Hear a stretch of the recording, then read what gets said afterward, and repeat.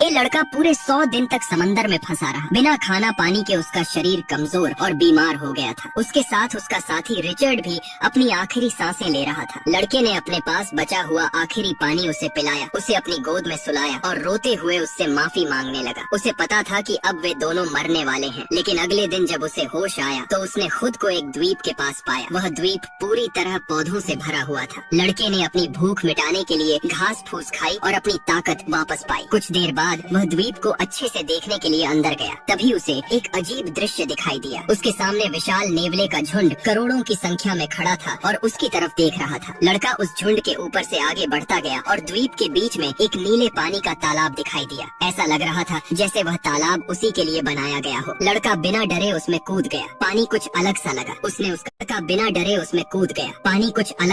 उसने उसका स्वाद चखा। वह मीठा और साफ था। वह खुशी से भर गया और पानी में तैरने लगा। उसे लगा जैसे वह किसी जन्नत में आ गया हो। कुछ देर बाद वह तालाब से बाहर आया और अपने दोस्त रिचर्ड को देखने लगा, जो बहुत दिनों बाद ताज़ा मांस खाकर अपनी भूख मिटा रहा था। लड़के को फिर से जीने की उम्मीद जाग उठी। उसने अंधेरा होने से पहले पेड़ पर अपना बिस्तर तैयार किया ताकि वह आराम से सो सके। लेकिन तभी उस जगह का असली डरावना सच सामने आने लगा। रात होने से पहले ही सारे नेवले डर के मारे वहाँ से भागने लगे, जैसे उन्होंने कोई शैतान देख लिया हो। सारे जीव जमीन छोड़कर पेड़ों पर चढ़ गए और रात बिताने के लिए सुरक्षित जगह ढूंढने लगे। लड़के ने देखा कि रिचर्ड भी खतरे को महसूस करके दौड़कर अपनी नाव पर चला गया। घना अंधेरा होते ही उस द्वीप का पूरा नजारा बदल गया। दिन में जिस पानी से उसने अपनी प्यास बुझाई थी, वही पानी अब जहर बन गया था। जिसमें मरी हुई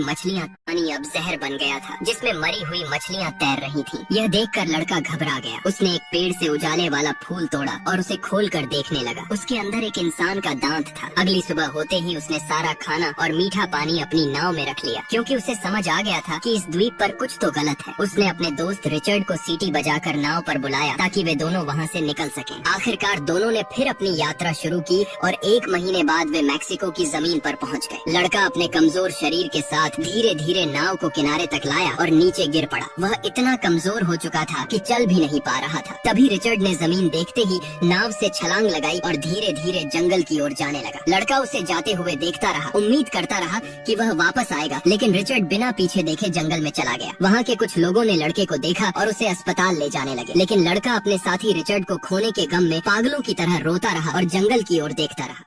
ये लड़का पूरे 100 दिन तक समंदर में फंसा रहा। बिना खाना पानी के उसका शरीर कमजोर और बीमार हो गया था। उसके साथ उसका साथी रिचर्ड भी अपनी आखिरी सांसें ले रहा था। लड़के ने अपने पास बचा हुआ आखिरी पानी उसे पिलाया, उसे अपनी गोद में सुलाया और रोते हुए उससे माफी मांगने लगा। उसे पता था कि अब वे दोनों मरने वाले हैं, लेकिन अगले दिन जब उसे होश